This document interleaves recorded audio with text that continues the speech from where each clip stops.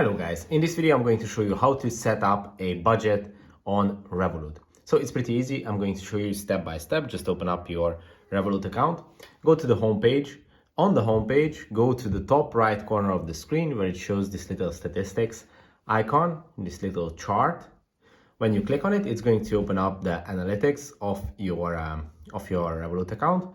And if you scroll down, you can set up a budget under the Tools tab. You just have to tap on it.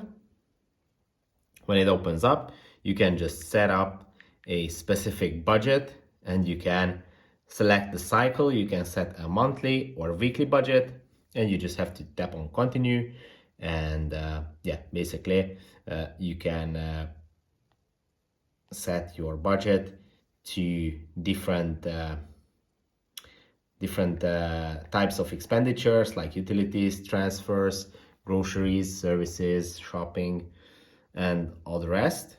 And you can just tap on done and your budget is going to be all set.